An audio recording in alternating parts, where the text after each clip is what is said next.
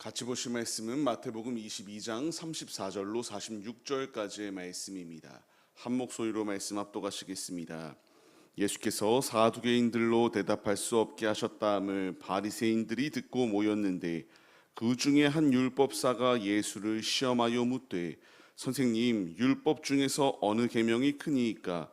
예수께서 이르시되 내 마음을 다하고 목숨을 다하고 뜻을 다하여 주 너의 하나님을 사랑하라 하셨으니 이것이 크고 첫째 되는 계명이요 둘째도 그와 같으니 내 이웃을 내 자신과 같이 사랑하라 하셨으니 이 두 계명이 온 율법과 선지자의 강령이니라.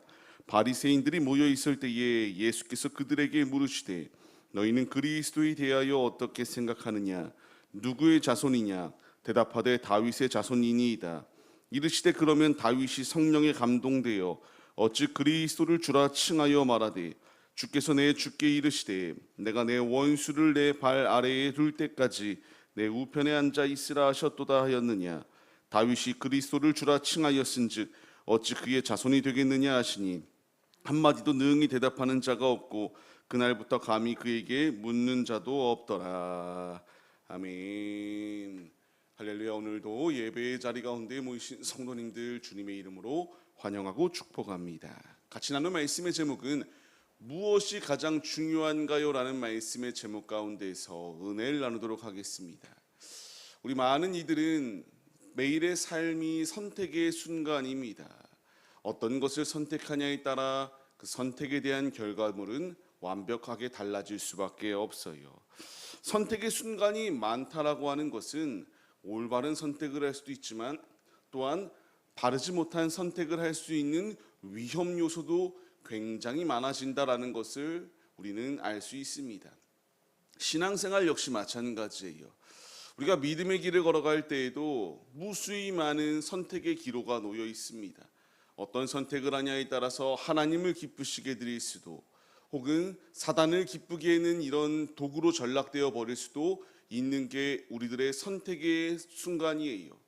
주님께서 우리에게 자유의지를 더하여 주신 것, 이것을 통하여 남용하고 내 마음대로 삶을 살아라가 아니라 우리를 창조하신 하나님을 신뢰하며 아버지께 영광 올려드리는 믿음의 도구들이 되길 원하시는 게 우리 아버지의 뜻이다라는 것을 우리는 마음에 새겨야 됩니다. 오늘도 우리는 선택을 할 수밖에 없습니다. 무엇을 선택해야 되겠습니까? 주님을 선택하고 주님을 의지하는 믿음의 모습이 우리에게 필요해요. 오늘 말씀을 보시게 되면은 이런 상황 가운데서 이제 이 사두개인들이 실패하였다라는 것을 들었던 바리새인들이 찾아오죠. 한 율법사가 묻습니다. 어떤 율법이 가장 큰 것입니까? 라는 것을 물어요. 그때 예수님의 답은 너무나 명확합니다. 마음과 목숨과 뜻을 다하여 하나님을 사랑하라. 이것이 첫째 되는 계명이다라는 것을 분명히 말씀하십니다. 우리는 이 말씀을 마음에 새기며 나아가야 됩니다. 마음을 다한다, 목숨을 다한다, 뜻을 다한다. 나의 삶의 일부분이 아니에요. 모든 중심을 아버지께 고정하고 아버지를 위해 살아가겠노라고 하는 거룩한 결단의 고백이 바로 이 고백입니다. 주님이 나에게 원하시는 것은 마음과 목숨과 뜻을 다하여 우리 주님을 사랑하며 주님을 온전히 높여드리는 데에 나오길 원하십니다. 아버지께서 원하시는, 우리에게 원하시는 이 믿음의 요구들, 우리는 선택해야 됩니다. 하나님이 원하시는 뜻대로 마음과 우리의 생명을 다하여 주님을 사랑할 수 있는 믿음의 자리로 나오라라고 말씀하시는 이 말씀에 반응해야 돼요. 요한복음의 말씀을 보게 되면 이와 같이 나옵니다. 너희가 나를 사랑하면은 나의 계명을 지킬 수밖에 없다. 우리가 예수님이 우리의 삶의 모든 중심이라면 주님께서 원하시는 뜻대로 이 계명을 지켜나가기 위하여 힘쓰는 것이 마땅하다라는 것을 말씀하세요. 주님께서 나에게 요구하시는 것은 외식적인 모습이 아닙니다. 중심을 담아 주님을 사랑하라라고 말씀하세요. 첫째 되는 계명이 하나님을 이와 같이 사랑하라 말씀하셨을 뿐만 아니라 두 번째 계명은 무엇입니까? 내 이웃을 내 자신과 같이 사랑하라라고 이렇게 말씀하십니다. 사랑한다면 머리로만이 아니라 이와 같이 사랑의 마음을 품고 나아올 수밖에 없다라는 것을 분명하게 말씀하세요. 분명히 말씀하십니다. 내 자신같이요. 그냥 일부분의 사랑이 아니라 너 자신을 사랑하는 것처럼 이웃들도 이렇게 사랑해야 된다. 어느 정도까지 사랑하라고 말씀하시나요? 원수까지도 사랑하라 말씀하시는 게 우리 주님의 사랑의 마음 아니겠습니까? 주께서 우리에게 그렇게 말씀하십니다. 내 자신을 사랑하는 것처럼 내 이웃들을 이와 같이 사랑하라. 우리가 영양을 보충하기 위해 영양제를 먹습니다. 우리가 체력이 떨어질 때에 쉼을 취기도 하고요. 또한 체력을 증진하기 위하여 운동을 합니다. 이렇게 나를 가꾸기 위하여 열심을 다하는 것처럼 우리도 우리 주변에 있는 이웃들을 이와 같이 사랑의 마음으로 보듬고 그들에게 사랑을 나누어주는 자리로 나오라라고 우리에게 주께서 말씀해 주고 계세요. 얼마나 중요한가요? 하지만 우리는 이 말씀들을 다 지켜나갈 수 없어요. 때로는 내가 주인 행세하려고 할 때도 있고요. 때로는 주님의 음성보다 내 순간의 감정이 앞서서 주님의 뜻을 가리울 때도 분명히 존재하기 때문이에요. 아버지께서 우리에게 원하시는 것은 이런 머리로만 알고 마음대로 행동하는 것이 아니라 주님 안에 거하고 사랑을 나누어주는 자가 되길 원하신다. 말씀에 반응하여서 우리의 삶의 자리 가운데서 주님의 사랑을 나타낼 수 있는 자들이 우리들의 모습이 되시기를 바랍니다. 그렇기에 주님이 말씀하세요. 무엇라 말씀하시나요? 어떻게 그리스도에 대하여 너희가 생각을 하고 있느냐? 누구의 자손으로 온다라고 말했느냐? 그들은 말합니다. 다윗의 자손으로부터 나온다라는 것을 우리가 압니다라는 것을 말해요. 그런데 지금 너희가 잘못되지 않았냐?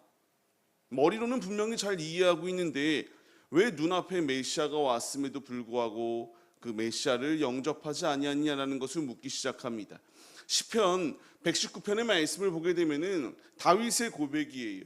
무엇라 고백하는가?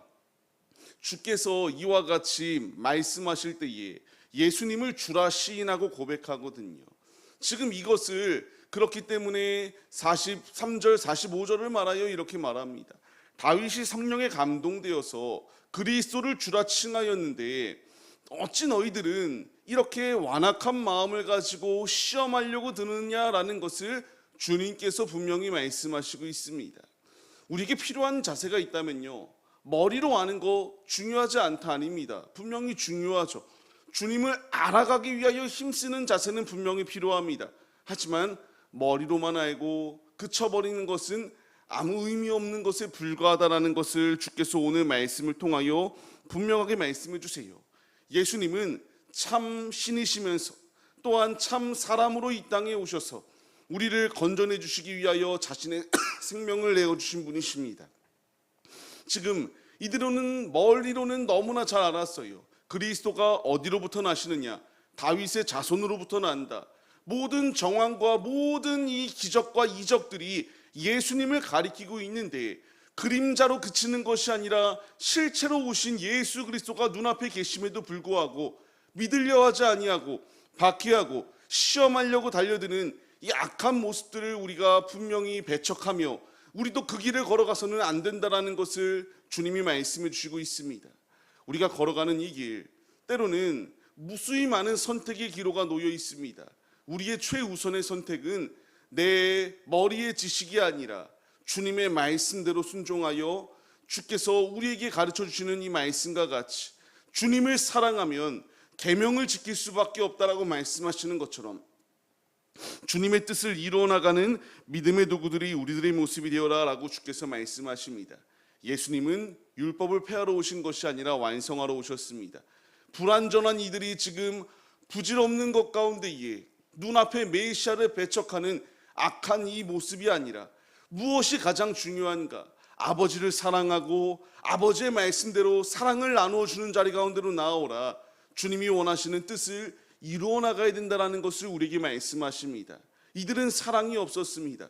그렇게 무수히 많은 정죄를 행하였고요.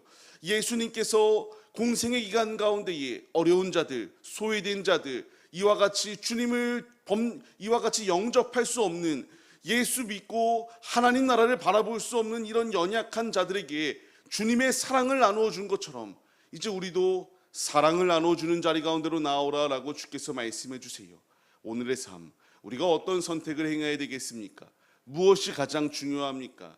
우리 역시 주님 나라를 바라보며 주께서 말씀하시는 것처럼 첫째 되는 계명과 같이 하나님을 목숨을 다하여 뜻을 다하여 마음을 다하여 사랑하고 이제 그분을 사랑한다면 주께서 우리에게 둘째 되는 계명이다라고 말씀하시는 것처럼 이웃에게 사랑을 나누어 주고 이웃에게 하나님 나라의 복음을 나누어 줄 수 있는 믿음의 도구들이 되어라라고 말씀하시는 이 모든 말씀에 우리가 반응해야 되는 줄을 믿으시기 바랍니다. 삶을 시작하는 성도님들, 머리로만 아는 이런 바리새인들이 의미가 없습니다. 내가 머리로 안다고 해서 천국에 들어가는 것이 아니라 아버지를 믿고 영접하며 그분의 뜻대로 살아가기 위하여 힘쓰는 것, 이것이 우리에게 필요한 자세임을 잊지 마시고 주께서 너희가 나를 사랑하면 계명을 지켜라 말씀에 순종하여 오늘도 아버지의 사랑을 나누어주고 아버지를 전심으로 사랑하며 나아가는 믿음의 도구들이 우리들의 모습이 되시기를 주님의 이름으로 간절히 축원합니다.